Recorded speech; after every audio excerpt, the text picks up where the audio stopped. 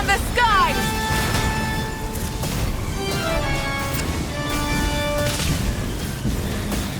Pyroclastic surge! Is this art? Pyroclastic surge!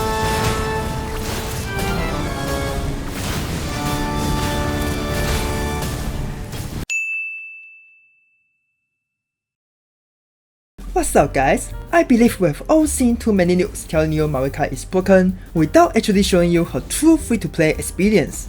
So that's why in this video I'm gonna do just that, showing you what a C0R0 Mavuika truly looks like without secretly using Citlali or tons of signature to bait you pulling her. So without further ado, let's start with my build.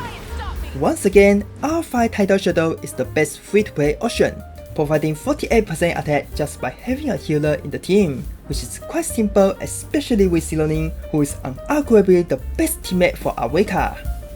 By the way, if you're going for any melt teams such as with Citlali, you could go for R5 Melt Flower instead, which is a lot better than Tidal Shadow if you manage to consistently trigger melt reactions. But for the sake of consistency, I'll stick with Tidal Shadow for the rest of this video. As for her artifact, it's basically either Goddess or Scroll of Hero, depending on whether you wanna build her as a DPS or a support. Regardless which one you choose, your main stats are always going to be attack, pyro, and crit damage. Talent-wise, both skill and burst are basically equally as important, which unfortunately 168 is the best you could get at this moment, which is pretty far from her best potential. So please keep that in mind for the rest of this showcase. Alright, finally it's time for some action. First of all, here's Mavuika's damage without using burst, which is honestly really far from impressive at all, so I think you should avoid using it at all if possible. At the same time, her off-field damage is not the best in the world either, especially when it only lasts for 12 seconds at C0, which is only 6 hits in total. But considering all the attacks are fully AoE, I would say it's at least acceptable. Well anyway, finally here comes the real deal. This is Mavuika's damage with burst and various amount of fighting spirit stats, which could basically be translated into how many Natlan characters you bring for C0 Mavuika.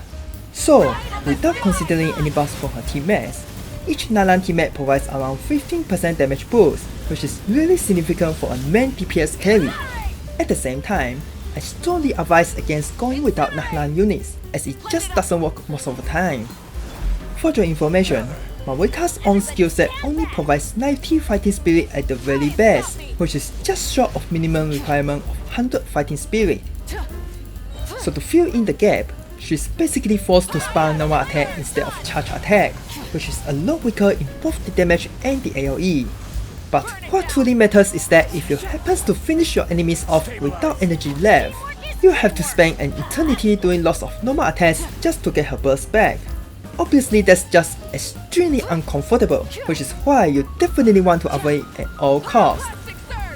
So that's why in conclusion, there's just no escape from Natlan unit whatsoever for C0 Mavuika, else she's almost to the point of unplayable.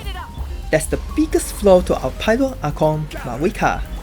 Though to be fair, she also benefits greatly from it at the same time, as she's so much easier to recharge than all the other burst reliant DPS as long as you bring a Natlan unit for her, especially Clorinde. Currently, she is the only one who can instantly recharge 90 fighting spirit from Mavuika with an extremely short cooldown of 7 seconds, basically making Mavuika's burst ready at all times, just like another elemental skill. So definitely always bring Clorinde if you have her. Okay, finally with Mavuika's burst explained, it's time for some team showcase. Though with how they arrange the character banner, it should be pretty obvious this is the only strongest team for Mavuika by far. Best damage plus the largest AoE along with 2 Natlan batteries, simply no other teams comes even close to it at all, none. So 100% go for it if you can truly afford it. Though just in my opinion, I refuse to treat this team as a free-to-play team for the moment, simply because you have to pull 2 5-star characters at the same time. So unless you have been saving for a very long time, that's just not available for most free-to-play players. So that's why I'm not going to include Citlali for the rest of the teams. So now, The closest alternative to our Granny is actually our C2 Rosalia. Gameplay wise, she feels exactly like a C0 Citlali, allowing Mavuika to consistently melt her attacks without much trouble. Pretty sure that's like 80% of Citlali's value for Mavuika, with the only difference of having a smaller AoE with fixed location, plus having a weaker buff on Mavuika's damage. Honestly, that's completely acceptable for a 4-star, which truly makes me wonder why she's on the second half instead of Mavuika's banner. Well anyway, if you do have C2 Rosalia, definitely give this a try before pulling Citlali, just to check whether the melt playstyle suits you or not. On the other hand, you could go for Diona instead, who is basically the 4-star version of Citlali, providing shield, buff and cryo application. But here's the catch. Her cryo application is actually extremely bad, meaning that her cryo is just enough for Mavuika's nuke, while the rest of the attacks will all be mono pyro. At the same time, she needs CCs to actually work well, otherwise she will be even worse than Rosalia in terms of damage buff. Well, I guess we should be thankful she's in Mavuika's banner, but if it were up to me, I would choose Rosalia simply because she feels much closer to Citlali. By the way, I don't really recommend bringing both Rosalia and Diona together at the same time, simply because you have to trade out Bennett, which is a huge loss to her base damage. So even if you manage to melt all the possible hits, it still won't be enough to cover the loss. Now, if you truly despise Diona and Rosalia because of circle impaired, your next option will be forget about melt to go for more consistent Vaporize with Hydro supports, especially Felina. Not only she's the best Hydro sub DPS and support, but also she's the only Hydro applicator in the game who works with charge attack, which is always better than normal attack just like you saw earlier. So overall, without pulling Citlali, this is basically the strongest team you could go for, possibly even better than Granny since it's much more consistent than the melt reaction. Though from my own experience, I've noticed some mild inconveniences to this team. For one, starting from second rotation onwards, it's a bit difficult to trigger the Pyro burst for the scope of hero artifacts, as Felina's Hydro application lasts for too long. To solve this problem, you can either manually turn off her sub DPS by switching her form, or you can try overpower her Hydro with Bennett's EQ if you're quick enough. Both requires a bit of practice. Another thing is that it doesn't work well without Sealing, as you need her healing to counter Felina's HP drain. Otherwise, not only she provides less damage buff, but also Mavuika could easily get one shot at 70% HP, especially when affected by Bennett's Pyro. That's the downsides you have to deal with for this team. On the other hand, if you're not willing to deal with Felina's debuff, you could go for either Yeline and Sinchu as alternatives, but expect to deal much less damage than before, since you'll be using normal attack instead. Well, I guess at least you can still Vaporize the Nuke, which is basically most of her damage. That's why it's still one of the best teams for Mavuika.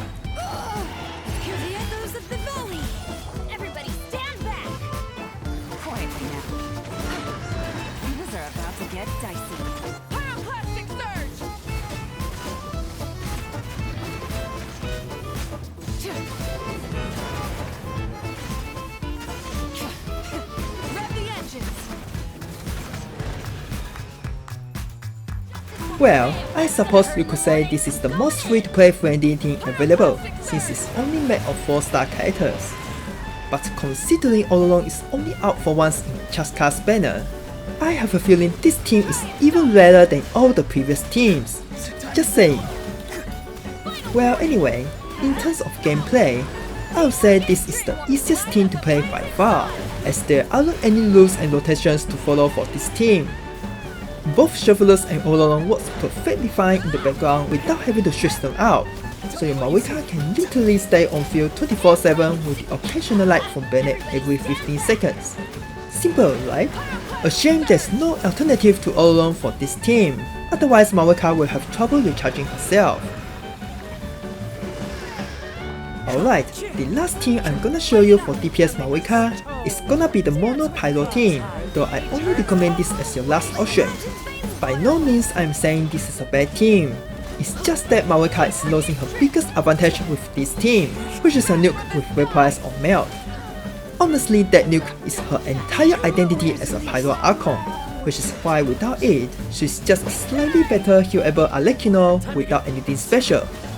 That's why personally I'm more inclined to go for other teams, but nevertheless, it's still worthy as one of the best teams for Mavuika.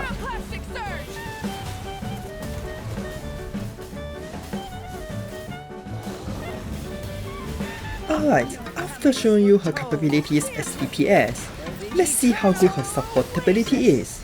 Compared to other Pyro applicators for Kinich, the biggest advantage she has is a nice soul stack, which allows her to significantly boost the damage of both Kinich and Emily with the Scroll of Hero artifact. At the same time, she also acts as an option against heavy clouds, either via her sub DPS or by taking the field as a DPS instead of Kinich. Pretty decent, right? Unfortunately, there's one crucial flaw to this team. Because of how burning reaction works, it's impossible to trigger the Scroll of Heroes buff for more than once, especially against single target boss. Once the enemy is on fire, there's no way to extinguish the Pyro aura, which is going to burn away all the Dendros from Kinich and Emily. As a result, there won't be any Dendro for Mavuika to burn, and thus Scroll of Heroes stops working. Unfortunately, there's no way around this at the moment, so Kinich is basically stuck at this point. But nevertheless, it's still better than what he had. As for Chasca, Mavuika is literally the better all-around, who is already one of the best teammates for her, so she can easily replace him without any problem. On top of that, Pyro bullets are much more powerful than Electro, especially when paired with Renas for consistent Vaporize. So even though Chasca is losing a part of her passive by bringing 2 Pyro units, it's still far better than all the other options. So overall, a great improvement for Chasca without doubt.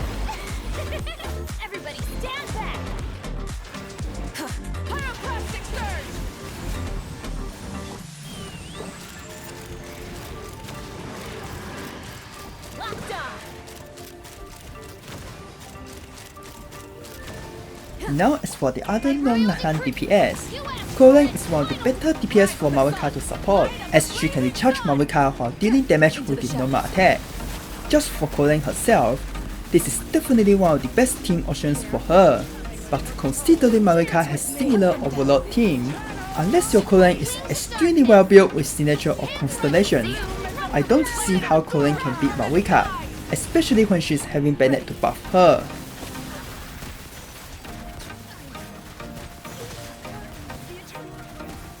Well, who would have guessed? It seems Neuvillette is having another decent buff once again, which is just ridiculous at this point. Mavuika is actually a pretty strong sub DPS with Vaporize, which is why she's kinda broken in this team, especially under the buffs from both Rina and Silone. Compared to her own Vaporize team, the only difference is trading Bennett for Neuvillette, which could be better or worse depending on your Neuvillette's build. So if you're not willing to sacrifice Synonym for Mavuika, the best option would be for them to join as the same team, making this team even more invincible, especially against Hydro immune enemies. What a perfect ending where everyone wins, right?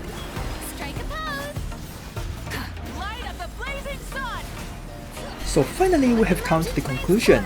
Just from my experience so far, Mavuika is a pretty powerful DPS indeed, but not without restriction. Among Citlali, Silone, and her own C1, she needs to have one at the very least, otherwise she'll be pretty uncomfortable to play as a main DPS carry. Still playable of course, but don't expect to have a good time if Kachina or Pyro Traveler are all you have, just saying. On the other hand, while she's also a pretty good sub DPS and support, it's not really worth pulling her just for that, since only Nahlan DPS can truly benefit from her. For other DPS, she's basically a Scroll of Hero user, in which Pyro Traveler can pretty much do the same thing. Weaker yes, but they don't cost you Primogems. But anyway, at the end of the day, she's a really good pull if you can afford either Citlali, Silone, or her own C1. If not, there's nothing wrong about skipping her, as she's not your ordinary Archon who can carry the whole team. That marks the end of this video. So what are your thoughts about our Pyro Archon? Let me know what you think in the comment section. Thanks for watching and I'll be seeing you in the next one. Knock 'em down.